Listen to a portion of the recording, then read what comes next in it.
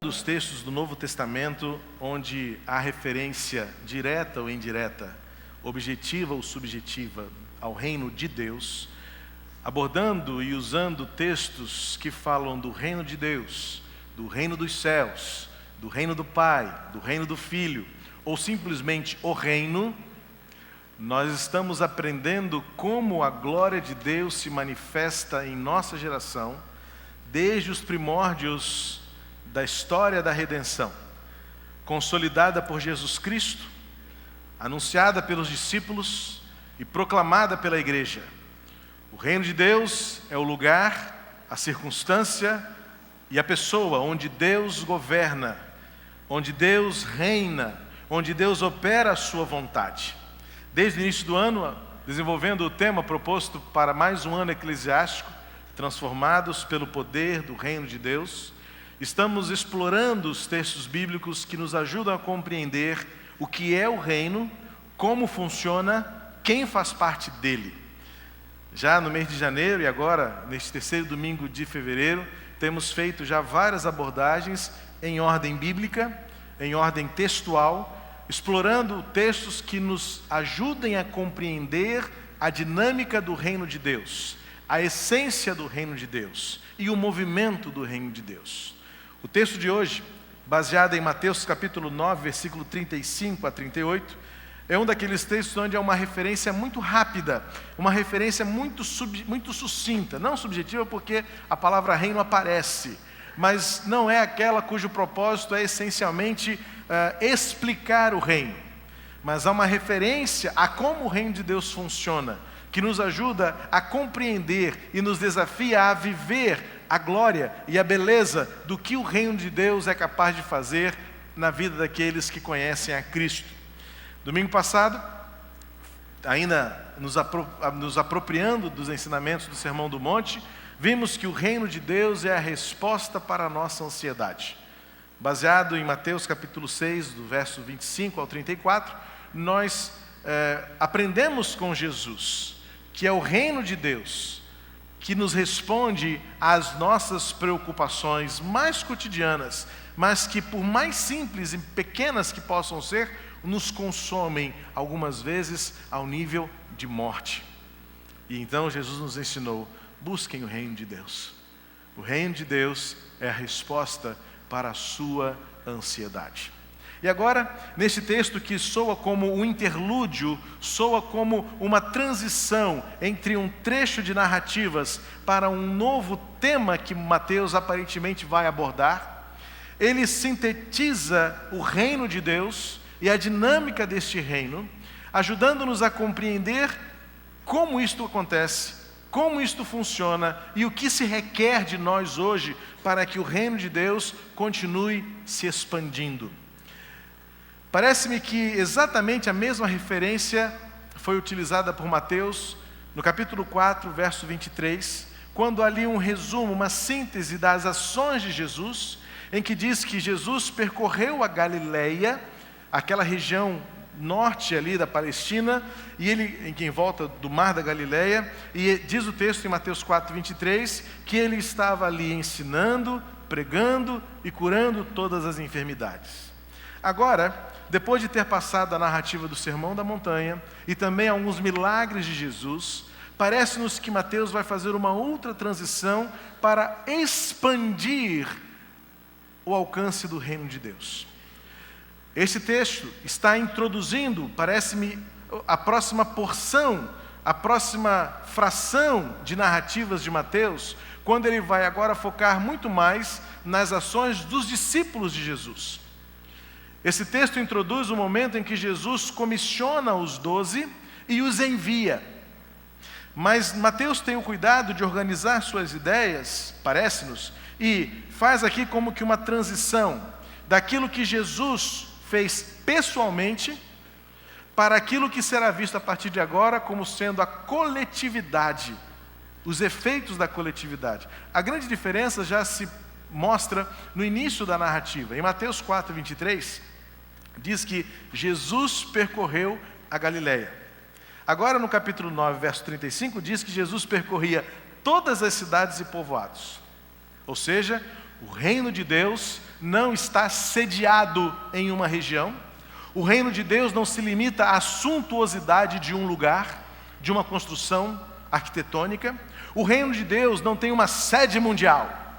E aliás é interessante porque hoje em dia o modismo das igrejas, pode ser um negocinho desse tamanho numa esquina com meia porta aberta. Mas está lá, sede mundial do Ministério Internacional Intergaláctico do Poder de Deus.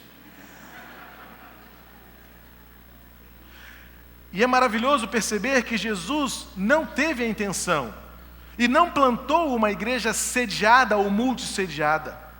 Jesus veio atrair pessoas e ao atraí-las, repeliu-as para que elas também, neste processo de multiplicação, revelassem à geração quem Jesus é e o que Ele é poderoso para fazer.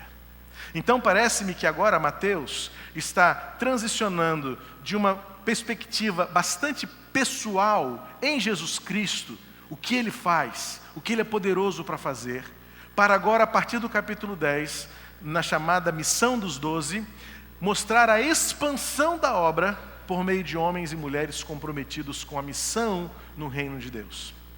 E Mateus então vai novamente sintetizar e vai usar 3 ações para resumir o que o reino de Deus faz.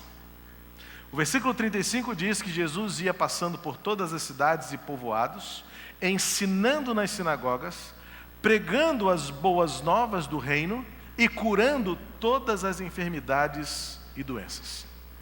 Este versículo 35 vai nos mostrar que o reino de Deus é um reino em movimento, é um reino em missão. A obra de Deus, ela não pode estar limitada, sediada, acumulada, concentrada em algo estático. Mas perceba que Mateus faz questão de dar um ritmo, um movimento às ações de Jesus. Não apenas mais na Galileia, mas agora em muitas cidades e em muitos povoados. E Mateus faz questão de dizer o seguinte: aonde pôde ir, foi em todas. É claro, Jesus não tinha acesso à nossa tecnologia de hoje. O máximo que ele conseguiu para andar um pouquinho mais rápido foi andar no lombo de um burrico, para entrar em Jerusalém. Não temos nenhuma informação de Jesus ou outro tipo de transporte. Camelo, cavalo. O mais rápido que ele andou com algum meio de transporte foi em cima de um lombo de um burrico para entrar em Jerusalém, para se despedir da sua geração e deixar a sua missão cumprida lá na cruz do Calvário. Jesus fazia tudo a pé. Jesus também se cansava, Jesus também teve fome, Jesus precisou reclinar a sua cabeça para dormir, mas isso, as suas limitações humanas, porque ele estava limitado a um corpo humano, ele padecia das mesmas carências que nós, ele tinha as mesmas limitações que nós, mas isso não o impediu de cumprir a missão toda, e de dentro das suas capacidades ir a todo lugar possível. É interessante pensar que Mateus refere-se aos limites deste alcance, dando um senso de completude, foi a tudo. Aí você vai pensar, mas foi a todas as cidades do mundo? Não, mas foi a todos os lugares onde ele pôde ir. A todos os lugares onde ele pôde chegar, ele foi. E o que mais me chama a atenção nesse texto, é a ênfase que Mateus faz em relação às cidades e povoados. Jesus foi além dos seus limites confortáveis. E Jesus foi além dos interesses que talvez a sua sociedade poderia lhe impor. Claro que Jesus esteve com sacerdotes e sumos sacerdotes, Jesus esteve diante de pessoas importantes da sua época, como Simão, como o próprio Mateus, que foi chamado para ser discípulo, Zaqueu, que apesar de ser uma pessoa contraditória antes de conhecer a Jesus, foi alguém que chamou a atenção de Jesus e Jesus deu atenção a ele. Então Jesus nunca fez uma seleção sobre a quem ele deveria ir. Mas o fato deixa claro que Jesus também nunca distinguiu quem poderia e quem não poderia. E o fato de Mateus se referir aos povoados, nos mostra que Jesus foi bem além daquilo que talvez a sua sociedade pudesse compreender, e já era uma novidade. O reino de Deus chegando aos lugares mais distantes, o reino de Deus chegando aos lugares menores, o reino de Deus chegando aos lugares esquecidos, mas era lá onde o reino de Deus deveria chegar.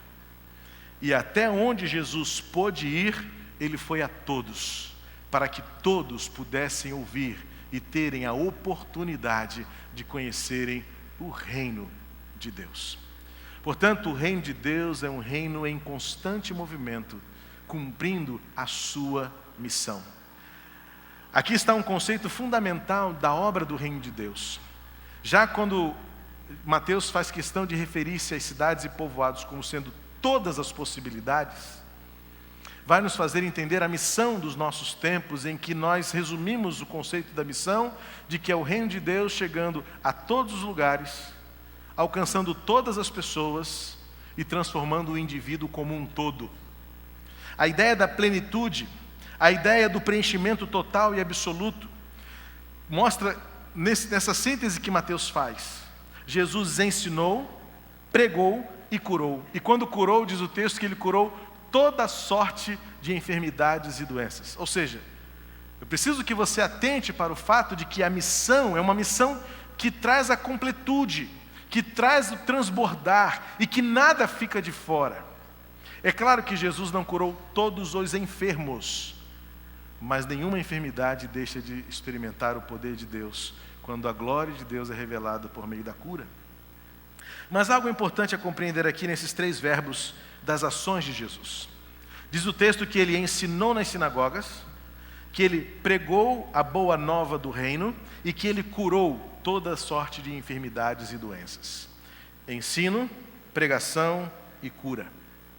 Essas 3 ações revelam a integralidade da ação no reino de Deus. Poderíamos ver claramente, é uma conclusão muito óbvia, quase que eu nem preciso dizer isso para você. Que Jesus Cristo, ele transforma a mente, a alma e também o corpo. A nova vida que o Evangelho propõe, ela age na vida do indivíduo, propondo-nos uma vida nova completa. O ensinar nas sinagogas era a intenção de Jesus dar àquelas pessoas a oportunidade de conhecerem, de se aprofundarem, de interpretarem bem aquilo que lhes era ensinado. Ou seja, a vida cristã, como muitas vezes somos criticados, não é uma escolha para pessoas imbecis, não é uma escolha para pessoas idiotas. O ensino é um dos pilares elementares da caminhada com Jesus, em que nós precisamos conhecer o que cremos, discernir o que ouvimos, interpretar o que lemos e sermos capazes de debater o que ouvimos. Não somos uma forma, uma massa de manobra onde de forma cega, inconsciente, nécia e muito menos burra, apenas repetimos o que ouvimos. Mas o fato de Jesus ir às sinagogas estava dizendo para aquelas pessoas: vocês estão realmente entendendo aquilo que estão lhes ensinando? E Jesus então trazia o ensino da nova vida em Jesus. Onde o Evangelho chega, ele promove a melhoria do conhecimento. Ele promove a melhoria do entendimento. Quantas pessoas ao longo da história da humanidade só sabem ler porque um dia foram estimuladas a ler por meio da Bíblia na escola dominical? Quantas crianças foram estimuladas a aprender a contar histórias, a terem desenvoltura no público, porque a vida cristã nos estimula a aprender, a estudar, a refletir, a discernir e tornamos-nos seres inteligentes. A sinagoga era, na época, a escola. A sinagoga era o lugar onde as crianças eram ensinadas desde pequenininhas a confiarem em Deus, a entenderem as Escrituras e a interpretá-las. Mas o problema é o que Jesus vai dizer logo no versículo seguinte, é que os pastores daquela época estavam ensinando mal aquelas crianças e elas estavam se tornando religiosas vazias. Elas estavam soltas, desamparadas, sem saber para onde ir. Era um conhecimento que não trazia transformação. E por isso Jesus foi àquelas escolas para dizer: o reino de Deus transforma a mente do indivíduo. Nós precisamos ter a mente transformada, estimulados ao conhecimento, à leitura da palavra, à interpretação das Escrituras, ao conhecimento da essência do Evangelho. E se preciso for, revisitarmos, arrependermos, voltarmos aonde caímos, para refazer e recomeçar, porque o reino de Deus transforma a nossa mente e nos estimula a saber mais. Depois disso que Jesus pregava a boa nova do reino. Aqui é um elemento chave, porque era um novo paradigma. Aquelas pessoas viviam num contexto onde ansiavam por um reino bélico, ansiavam por um reino, uma monarquia que viesse se colocar em oposição ao Império Romano. A esperança deles era de um rei que se assentasse, se restabelecesse um trono num palácio. E Jesus vem dizer: não, o Evangelho, a boa notícia do reino é outra, é vida abundante. O reino de Deus é diferente.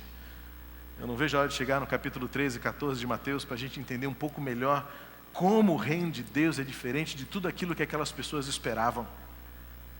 Onde a dinâmica do reino foi uma novidade surpreendente, por isso não aceita, por isso rejeitada para muitos, porque eles disseram: não era isso que eu queria.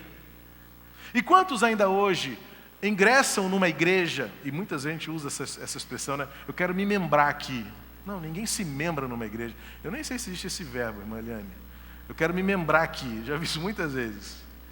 E quando nós nos encontramos com os novos membros, a gente sempre diz: você não vem fazer parte de uma igreja, você vem para ser igreja. E esta novidade do reino de Deus é que aquelas pessoas estavam esperando uma nova religião. E o reino de Deus veio revelar um rei que é pai, veio tornar súditos em herdeiros, veio transformar a essência da vida em compaixão, em graça, em misericórdia, veio para os esquecidos, veio para os abandonados, veio para os menores, e numa dinâmica matemática totalmente nova, onde o menor é maior, o último é primeiro, o pouco é muito, o muito não é nada. E por isso que Jesus fala: o Evangelho, ou seja, a boa notícia do reino, não é o que vocês querem, mas creiam, é o que vocês precisam. E quantos então querem membrar-se numa igreja para dizer assim: o que essa igreja pode me dar? Em um relacionamento de clientela, um relacionamento de interesse, um relacionamento de que eu estou precisando. Do quê?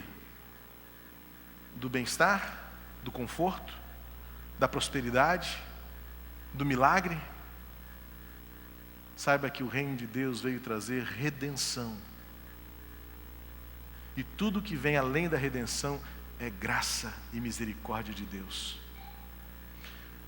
Ensinava, pregava e curava. O Evangelho do reino transforma a mente, transforma a alma e transforma o corpo. Porque somos estimulados a vivermos de um jeito respeitoso, cuidadoso, zeloso, um senso de autopreservação, de cuidado próprio e mútuo. E nós cremos que toda enfermidade se submete ao senhorio do Senhor.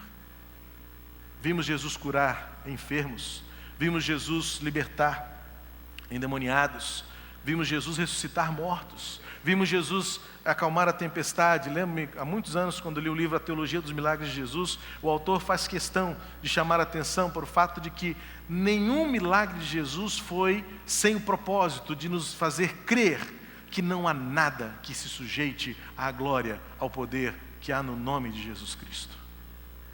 Podemos não ter relatos de cura de todas as doenças. Podemos não ter relatos de que Jesus fez todos os milagres que a gente podia imaginar. Mas todos eles, como diz João, foram suficientes para que creiamos que todo nome, toda língua, toda potestade, toda força, todo o poder se sujeita ao maior poder, Jesus Cristo. O reino de Deus é um reino em movimento, é um reino em missão para transformar a pessoa na sua mente, na sua alma e no seu corpo. Você e eu transformados pelo poder do reino de Deus.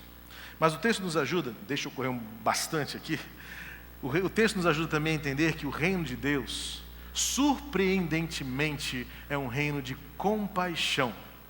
Quando pensamos em reino, em governo, logo pensamos em leis, em regras, em limites, em fronteiras, em organização social e política, em estatutos, em regimentos, em muralhas, em segurança. Logo pensamos numa estrutura que faça com que aquele reino funcione. Sabe como é que o reino de Deus funciona? Com compaixão. Jesus não veio estabelecer regra nenhuma, é impressionante isso. E ele viu, olha, o que está escrito como lei eu vou cumprir, ponto final. Mas o senhor vai ter alguma regra nova? Tenho. A regra nova é o amor. O senhor tem algum estatuto para distribuir entre nós? A gente pode se reunir em assembleia aqui e aprovar pela ordem? Eu tenho. Amem a Deus de todo o coração e amem ao seu próximo como a si mesmo. É o que está escrito aqui no versículo 36. Jesus viu aquelas pessoas e propôs a ela algo novo. O que foi novo? Uma nova religião? Um novo regramento de vida?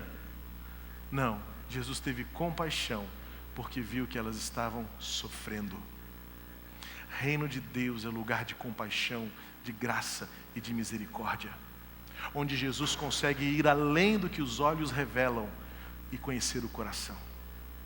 Você lembra do que diz Mateus 5?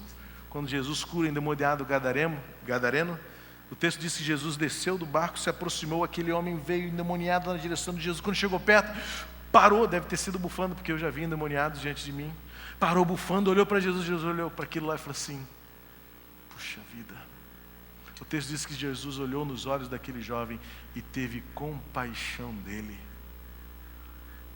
Diante dos nossos instintos, as nossas reações normalmente revelam quem realmente nós somos. Mas o reino de Deus é nos colocar a capacidade de revelar quem Jesus é em nós. E talvez diante daquela cena, os discípulos do lado de Jesus, vendo aquela multidão à sua volta, assim, Jesus olha assim, olha como as pessoas estão perdidas. Como o Senhor sabe, Jesus? Como o Senhor sabe que elas estão perdidas? Como eu daqui posso olhar para você e saber o que você precisa? Mas o dono deste reino, ele consegue nos enxergar de dentro para fora. A gente se impressiona com a aparência, a gente se impressiona com as máscaras, a gente se impressiona com o nosso fingimento religioso de dizer que somos muito bons no que fazemos. Mas Jesus olha para a gente e fala assim, eu sei quem você é. Aquelas pessoas eram religiosas, aquelas pessoas estavam aflitas, procurando ver como podiam cumprir toda a lei, agradar os seus líderes, agradar os seus sacerdotes, agradar os seus professores da sinagoga, tirar 10 na prova. E Jesus fala assim, mas elas ainda não aprenderam nada, porque dentro delas, elas estão sentindo-se vazias, desgarradas. O reino de Deus olha para nós e vê do que realmente nós precisamos. Não se impressiona com a nossa religiosidade, mas visita o vazio da nossa alma e nos supre, nos preenche de dentro para fora. E quando vivemos o reino de Deus, nós somos abençoados muito além das nossas expectativas. Aquela história dos 10 leprosos que foram curados e só um voltou para agradecer. Quando ele voltou, ele ouviu de Jesus, é só você que voltou? Só eu, Senhor. Eu vim aqui dizer muito obrigado. Jesus fala assim para ele, então vai, a sua fé te salvou. E os outros não foram salvos? Não sei. Mas pelo menos um ouviu esta bênção de Jesus. Muito mais do que a cura, a sua fé te deu uma nova vida na alma. Jesus olha para aquelas pessoas e as reconhece como ovelhas que não sabiam para onde iam. Eu recebi um vídeo há algumas semanas que me tocou muito, exatamente pelo exercício do pastorado, mas porque eu me vi como ovelha do sumo pastor, do dono do reino, do rei dos reis, que me conhece e a quem eu devo conhecer. Queria que a equipe soltasse o vídeo. Só um pouquinho, pausa aí. Só para você compreender o contexto. É um grupo de turismo. Eles pararam em algum lugar, alguma pastagem, e tinha ali um rebanho pastando. E talvez alguém propôs uma brincadeira com eles. Olha, o pastor está aqui, e o pastor chama a ovelha de tal maneira, ele vai ensinar você a chamar. Se você fizer igual a ele, certamente as ovelhas virão. Então eles começam a competir, quem conseguiria chamar as ovelhas lá no pasto para virem para perto da cerca. E se você reparar, elas estão tentando fazer os mesmos ruídos, os mesmos sons que o pastor vai fazer. Olha que experiência interessante.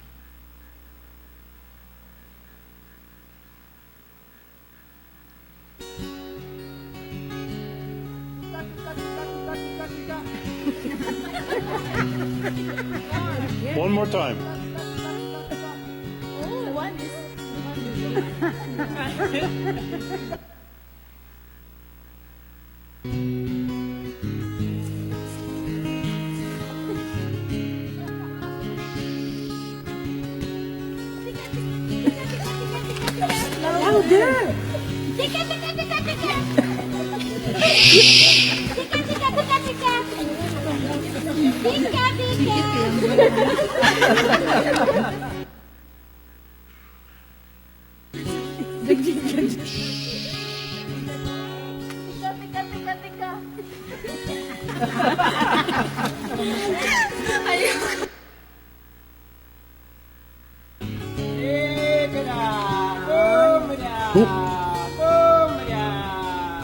Look at them, look at them.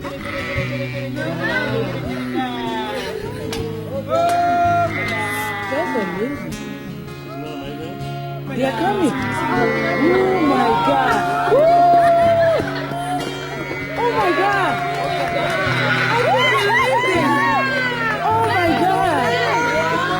These two boys. Oh my God. This is amazing. One more. You scared them. Yeah, Eunice made them go away. Oh my God. Was that cool or what? Oh my God. You will never have the same again.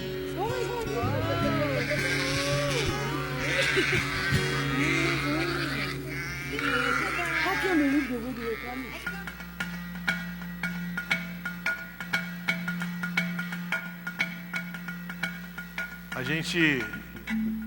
A gente vive num contexto social, cultural, tecnológico, que nos desafia a compreender como o reino de Deus funciona. Eu já disse isso desde a primeira vez.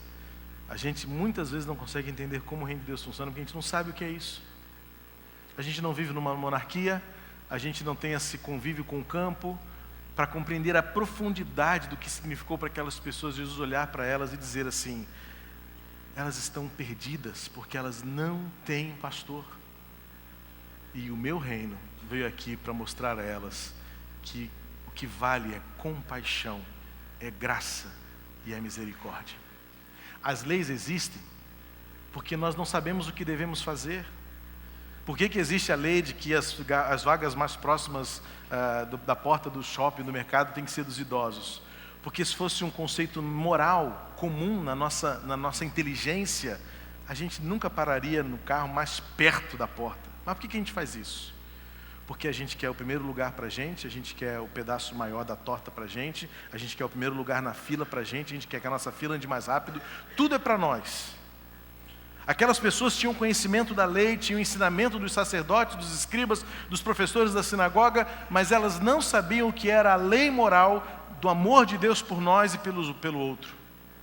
O reino de Deus precisa estabelecer e ser marcado por compaixão no nosso relacionamento, por misericórdia para com o outro, e tentar ver como Jesus nos vê, muito além do que os olhos mostram, porque Jesus olha para nós sabendo que vai lá no nosso coração. Ele nos ama como nós somos, como nós estamos. Mas como diz Blackaby no livro Conhecendo Deus Fazendo Sua Vontade, mas Ele não descansará enquanto não fizer em nós aquilo que Ele quer. O reino de Deus é um reino em movimento, em missão. O reino de Deus é um reino de compaixão. E por último, o reino de Deus é um reino de oportunidade. Jesus olha para aquelas pessoas e se dirige para os discípulos: olha, a colheita é grande. Vejam, é uma multidão. E por enquanto somos só nós 13 aqui. Então orem ao Senhor para que Ele envie mais trabalhadores. Eu creio que aqueles homens oraram. Sabe o que aconteceu? Se você ler o capítulo 10, você vai entender. Eles foram enviados. Então, se você gosta de orar por missões, toma cuidado, porque Deus pode te envolver na missão.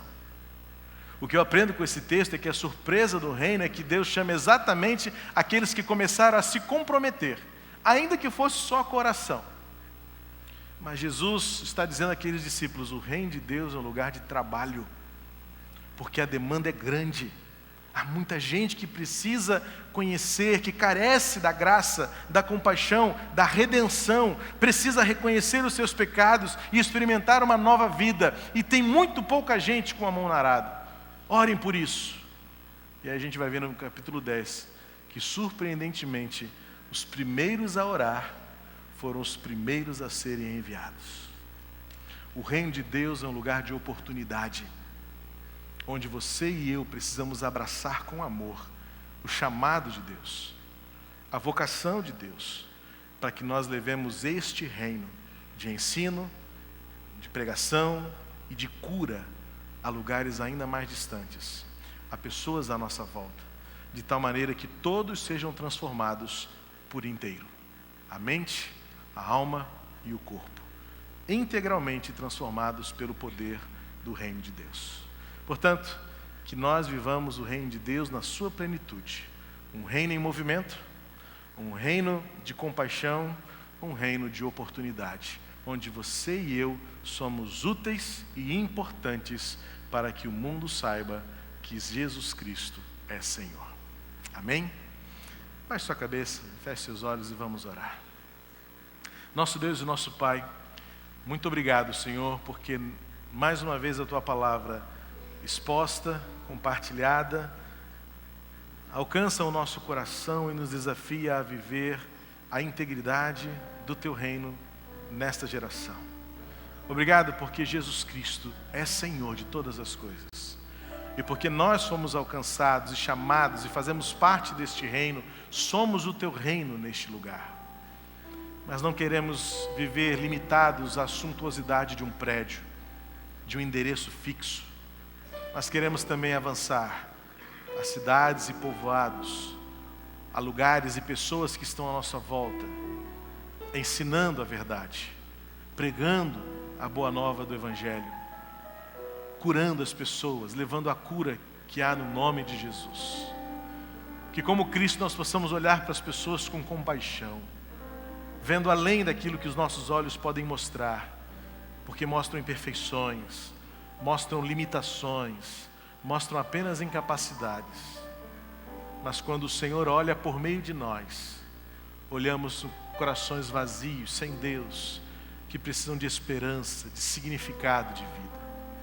Obrigado porque no Teu reino há oportunidade para todos sermos úteis nas Tuas mãos e termos a alegria de saber que estamos conduzindo vidas à transformação, a um novo começo, de alegria, de significado, de esperança, de redenção por meio de Jesus Cristo. Obrigado porque este é o Teu reino e porque o Senhor nos colocaste nele, por meio de Jesus Cristo. Usa-nos, faz-nos vasos preciosos nas Tuas mãos, para que outros, para que mais gente, para que muitos rendam-se a Cristo Jesus. É no nome dele que eu oro, grato a Ti por todas as coisas. Amém. Que a graça de Jesus, o Senhor do reino, o Rei dos reis, o amor de Deus, o nosso Pai, amor imensurável, amor incomparável, e o consolo do Espírito Santo esteja sobre nós, súditos, herdeiros e filhos, até que o Rei volte e nos leve para o palácio celestial, em nome de Jesus.